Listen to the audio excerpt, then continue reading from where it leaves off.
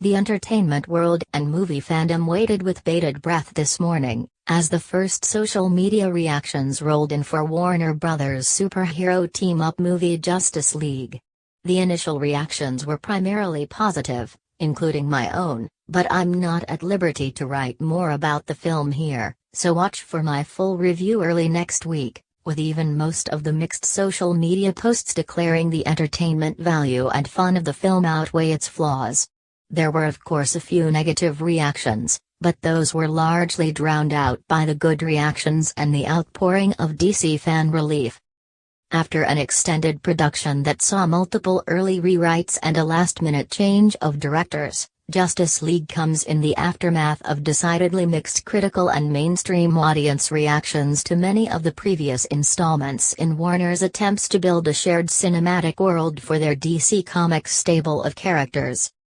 Man of Steel received majority positive reviews when it released in 2013, but overall reactions were still mixed and it finished with a less-than-expected $668 million in theaters. Batman v Superman notoriously faced a wave of heated negative critical reception and lukewarm audience sentiment, although none of that prevented it from topping $873 million in global receipts. Suicide Squad, despite last-minute reworking to respond to some of the complaints about Batman v Superman, wound up with terrible reviews but still overperformed at the box office to the tune of $745 million. Then everything changed this year, when Wonder Woman hit theaters to widespread critical acclaim and overwhelming audience love, becoming one of the best-reviewed superhero movies of all time and the highest-grossing superhero origin movie in history, hauling in $821.7 million worldwide. Now, Justice League prepares to storm into theaters in 1 week, riding some of Wonder Woman's coattails and a marketing campaign promoting it as a more family-friendly, fun, hopeful approach to the DCU.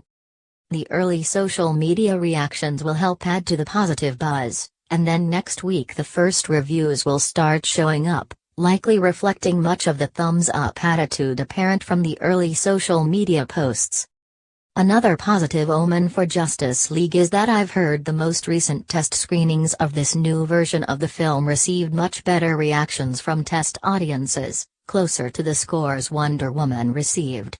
If this is accurate, and I believe it is, then that bodes well for the possible word of mouth leading up to opening weekend, not to mention the potential for Justice League to have decent legs at the box office.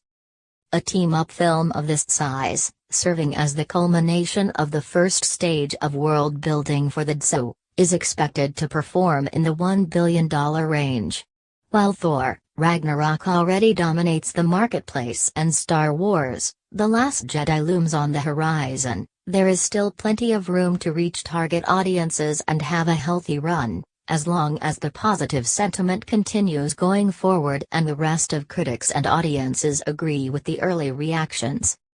Justice League should perform at least in the $900 million range to avoid talk of underperforming, but the crucial point here is that with so much mixed expectations for so many months, the film will benefit from the fact that performing roughly at the reasonable level will wind up perceived as a huge victory.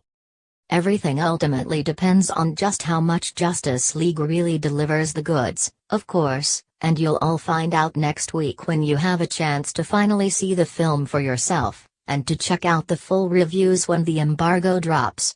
Until then, fans will have to bask in the initial glow of good social media reactions and rumors of strong test audience scores. What did you think of the initial social media reactions, dear readers? Has it changed your expectations for Justice League? Sound off in the comments below.